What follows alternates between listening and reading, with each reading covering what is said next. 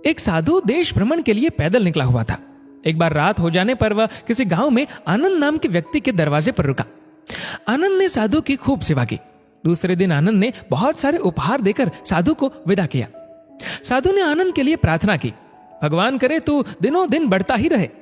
साधु की बात सुनकर आनंद हंस पड़ा और बोला, अरे महात्मा जी, जो है ये भी नहीं रहने वाला। साधु आनंद की ओर देखता रह गया और वहां से चला गया। 2 वर्ष बाद साधु फिर आनंद के घर गया और देखा कि सारा वैभव समाप्त हो गया है। पता चला कि आनंद अब बगल के गांव में एक जमींदार के यहाँ नौकरी करता है। साधु आनंद से मिलने गया। आनंद ने अभाव में भी साधु का स्वागत किया, झोपड़ी में फटी चटाई पर बिठाया, खाने के लिए सूखी रोटी दी। दूसरे दिन जाते समय साधु की आंखों में आंसू थे। साधु कहने लगा, हे भगवान, ये तूने क्या किया? आनंद पुनः हंस पड़ा और बोला, महाराज, आप क्यों दुखी हो रहे हैं? महापुरुषों ने कहा है कि भगवान इंसान को जिस हाल में रखे, इंसान को उसका धन्यवाद करके खुश रहना चाहिए। समय सदा बदलता रहता है और सुनो, ये भी नहीं रहने वाला।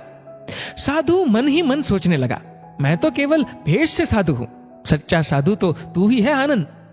कुछ वर्ष बाद साधु फिर यात्रा पर निकला और आनंद से मिला तो देखकर हैरान रह गया कि आनंद तो अब जमींदारों का जमींदार बन गया है। मालूम हुआ कि जिस जमींदार के यहाँ आनंद नौकरी करता था वह संतान विहीन था। मरते समय वह अपनी सारी जायदाद आनंद को दे गया। साधु ने आनंद से कहा, अच्छा हुआ वो जमाना गुजर गया, भगवान करे अब तू ऐसा ही बना रहे। ये सुनकर आनंद फिर हंस पड़ा और कहने लगा, महाराज, अभी भी आपकी नादानी बनी हुई है।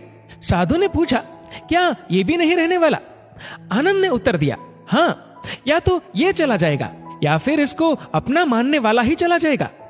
कुछ भी रहने वाला नहीं है, और अगर शाश्वत कुछ है तो वह है परमात्मा, और उस परमात्मा की अंश आत्मा।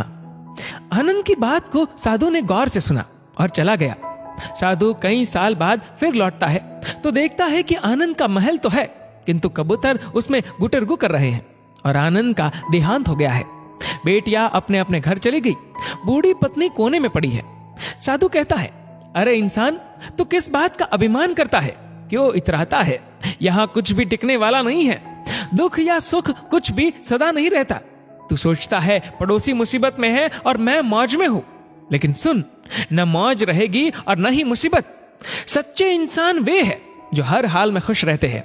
मिल गया माल तो उस माल में खुश रहते हैं, और हो गए बेहाल तो उस हाल में खुश रहते हैं।